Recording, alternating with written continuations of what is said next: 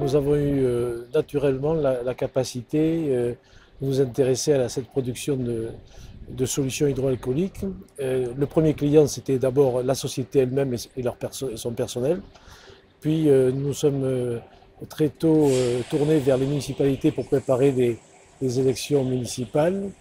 Et puis nous avons augmenté de façon sensible nos productions pour pouvoir délivrer en priorité à nos clients, puis aux activités soignantes autour de nos sites. Et puis maintenant, on a ouvert ça de façon assez large à pas mal de clients.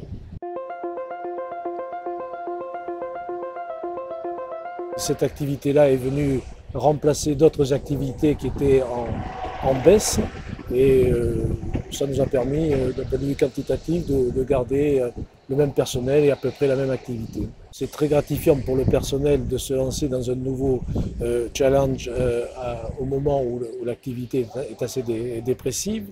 Et puis contribuer à la lutte contre le coronavirus, c'est aussi très gratifiant.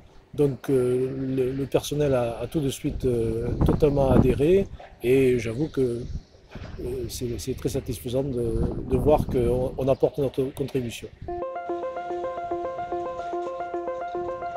Bien, c'est-à-dire que nous avons des activités qui restent solides autour du traitement de l'eau, eau potable, eau de rejet, etc. Désinfection et produits pour l'industrie alimentaire, plus différentes activités qui sont indispensables, production d'énergie, etc. Donc nous avons quand même un fonds de clientèle et d'activités qui sont peu affectés par la crise. D'autres le sont plus. Nous avons trouvé une société qui fait de l'embouteillage de vin qui s'appelle Vinovali dans le Tarn et qui a des savoir-faire intéressants et complémentaires aux nôtres pour faire du conditionnement en grande quantité.